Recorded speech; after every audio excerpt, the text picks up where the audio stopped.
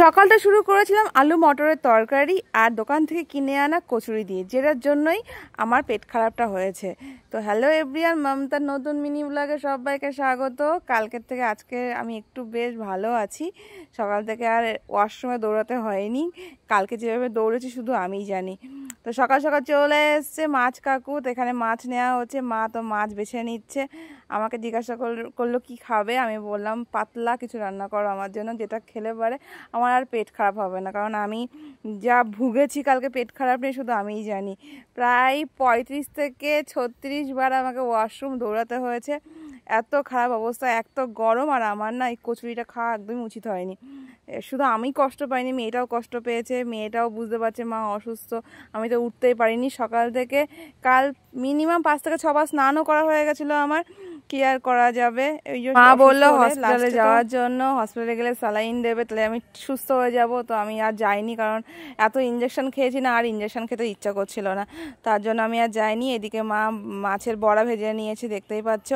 যেহেতু এটা আগের দিনে ভিডিও দিচ্ছি, তাই তোমরা জানো এই ভিডিওটার সাথে পরিচিত আছে। আমি শর্ট ভিডিওতে আগে পোস্ট করেছিলাম, তাই লং ভিডিও নিয়ে চলে আসলাম। এই যে ভাত, আর এখানে রয়েছে দই পোস্ত দিয়ে রুই মাছের ঝাল, যেটাও আমার এই পেট খারাপের জন্য দায়ী।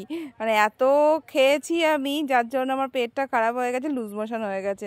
মানে এত সুস্বাদু খাবারগুলো ছিল। আমি এখন ভয়েস দিচ্ছি, ওর জন্য কষ্ট হচ্ছে, রোদের মধ্যে দাঁড়িয়ে রয়েছি। আর এই যে মাছের তেল, এইসব এত ভালো ভালো খাবার ছিল, সব খাবার খেয়ে আমার পেটটা গন্ডগোল হয়েছে। মানে সকাল থেকে শুরু হয়েছে খাওয়া দাওয়া, যার জন্য আমার পেটটা খারাপ হয়ে গেছে। তোমরা এই ভিডিওটা দেখে নিয়েছো অলরেডি, তাই আমি আর আগের থেকে কিছু জানালাম না যে কি খাচ্ছি কি না খাচ্ছি, দেখতেই পাচ্ছ তোমরা। তো এই যে আমরা চাটনি, যেটা আমি খাইনি, এটা খেলে হয়তো আমি আর মানে সত্যি সত্যি হয়তো আমাকে ভর্তি হতে হতো হসপিটালে। চলো, আমি অনেক কষ্টে ওষুধ খেয়ে তারপরে থেমেছে আমার লুজ মোশনটা। এখন সকাল থেকে হয়নি, আমি অনেকটা ফ্রি ফিল করছি আমি। এই যে বাসি খাবার খেয়েছিলাম, যার জন্য আরও আমার গন্ডগোলের অবস্থা। তো মানে কি বলবো, আমার মানে সেদিনকে এতটাই খাওয়া হয়ে গেছিলো। তার মধ্যে ভাই লস্যি বানিয়েছিল বাড়িতে, সেই লস্যি খাওয়া হয়েছিল। তারপর অনেক অনেক মানে যেরকম টক দই খেয়ে নিয়েছিলাম, সব একাকার হয়ে গেছিলো। কোনো দিনই খাই না, এই যে মাছের সেদিনকে খেয়ে ফেলেছি, ব্যাস। আর কি বলবো, তার জন্য তো আমি ভুগে নিয়েছি, আর কোনোদিন এসব খাবো না। এদিকে সন্ধ্যাবেলা মাম্মাও উঠে পড়েছে, দেখতেই পাচ্ছ। ওকে মশারির মধ্যে রাখা হয়, খুব মশার উৎপাত।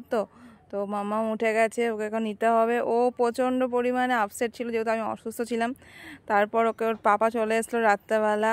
তো তারপরও একটু খুশি হয়েছে পাপাকে দেখার পরে। ভিডিওর এন্ডে ভিডিও ভালো লাগলে অবশ্যই লাইক কমেন্টস করে পাশে থেকো। আর একটাই উপদেশ দেবো, এই যা গরম পড়েছে, এই গরমের মধ্যে একটু লিমিট রেখে খেও। আমার মধ্যে কেউ অতিরিক্ত খেয়ে ফেলো না, তেল ঝাল মশলা একটু কমই খাও। তো টাটা বাই বাই, সবাই সুস্থ থেকো, ভালো থেকো। অন্য ভিডিওতে